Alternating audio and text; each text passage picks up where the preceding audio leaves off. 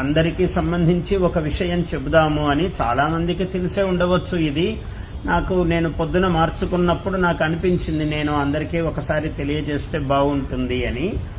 అయితే ఈ యజ్ఞోపవీతం గురించి ఒక సామెత ఉంది లోకంలో. ఎగదీస్తే బ్రహ్మహత్య, దిగదీస్తే గోహత్య అన్నారు. అంటే యజ్ఞోపవీతం తీసేటప్పుడు ఇట్లా పైనుంచి తీరాదు, పాదాల నుంచి తీరాదు. మరి ఎలా తీయాలి అంటే మీకు చూపిస్తున్నాను.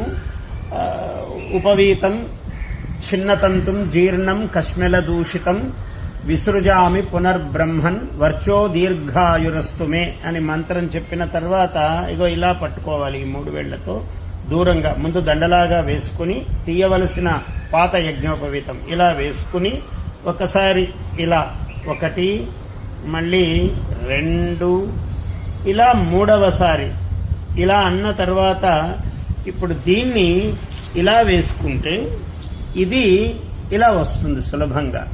చూడండి, అంటే ఇది పైనుంచి తీసినట్టు కాదు, కింద నుంచి తీసినట్టు కాదు, ఎటువంటి దోషము ఉండదు. యువకులకు, ఆసక్తి కలిగినటువంటి వాళ్ళందరి కోసము ఇది తెలియజేస్తున్నాను. జయోస్తు. ఆశీర్వచనం.